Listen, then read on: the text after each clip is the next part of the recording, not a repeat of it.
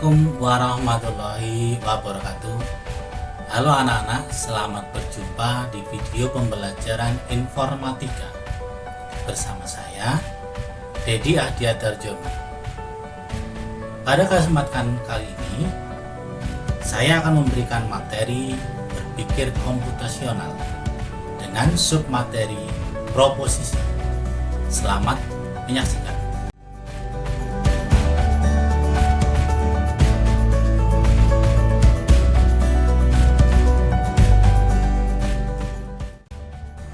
Anak-anakku semua, apakah kalian mengerti apa yang dimaksud dengan berpikir komputasional?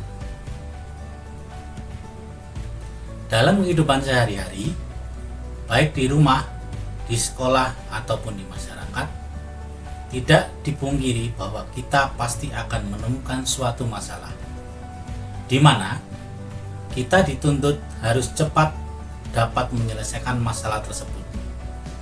Tentunya dengan cara-cara yang efektif, efisien, kreatif, serta mandiri. Berpikir komputasional atau computer thinking merupakan suatu metode untuk menuntaskan persoalan menggunakan penerapan teknik ilmu komputer atau dikenal dengan informatika. Dalam ilmu komputer, proses berpikir ini dilakukan sebelum mulai menulis coding atau pemrograman. Jika direncanakan dengan baik, maka coding yang ditulis akan sesuai dengan kebutuhan dan diselesaikan dengan cepat.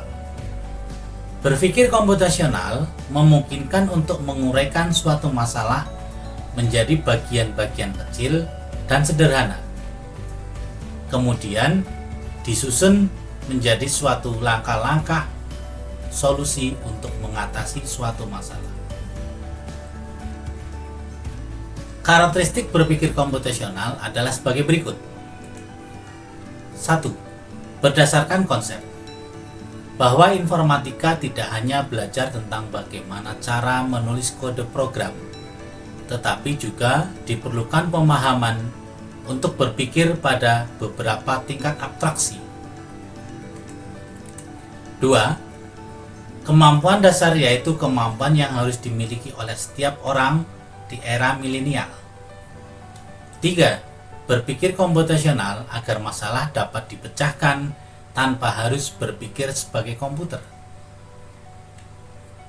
4. Memadukan pemikiran matematis dengan pemikiran teknik. 5. Sebuah ide dan bukan sebuah benda. 6. Diperlukan bagi setiap orang. 7. Menantang secara ilmuwan dan dapat dipahami atau diselesaikan secara saintifik. 8. Informatika dapat dikuasai oleh orang yang memiliki kemampuan komputasional.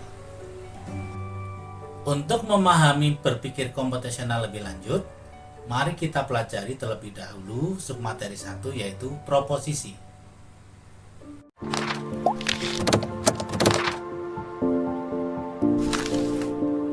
Proposisi merupakan sebuah pernyataan yang menggambarkan keadaan benar atau salah dalam sebuah kalimat.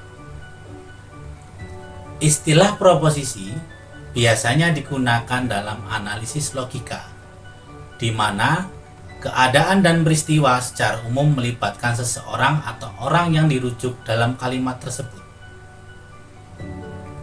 Kebenaran sebuah proposisi berkorespondensi dengan fakta. Sedangkan sebuah proposisi yang salah tidak akan berkorespondensi dengan fakta.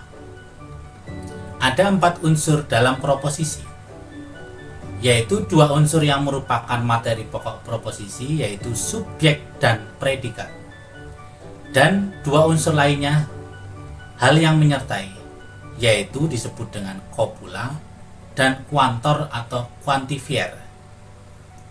Perhatikan penggunaan subjek dan predikat pada contoh di bawah ini. Ada kalimat saya berangkat, di mana saya merupakan subjek dan kata berangkat merupakan predikat. Kemudian perhatikan pula contoh penggunaan copula. Perhatikan kalimat berikut. Saya berangkat ke sekolah. Kata ke merupakan penghubung atau copula.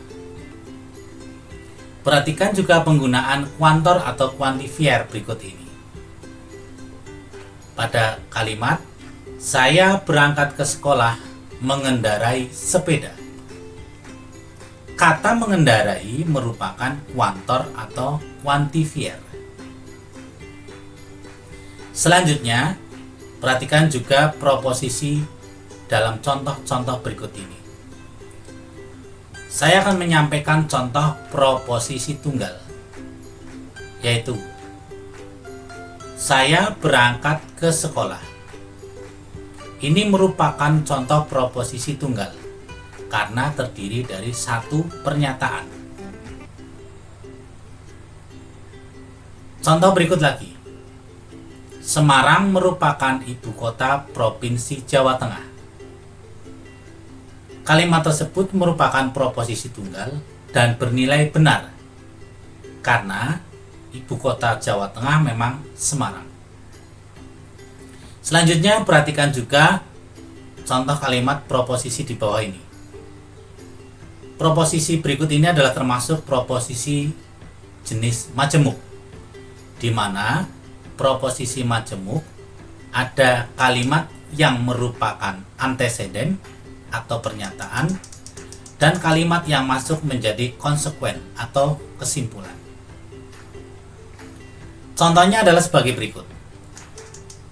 Pernyataan 1. Kuda adalah kendaraan para kesatria di zaman kerajaan. Pernyataan 2. Kuda merupakan simbol kejayaan. Jika dua kalimat pernyataan tersebut dibuat konsekuennya menjadi kuda adalah kendaraan para kesatria di zaman kerajaan dan simbol kejayaan.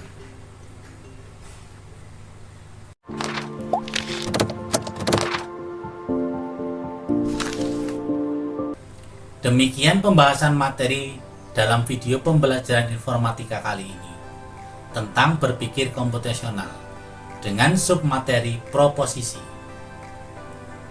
Sampai jumpa di video selanjutnya.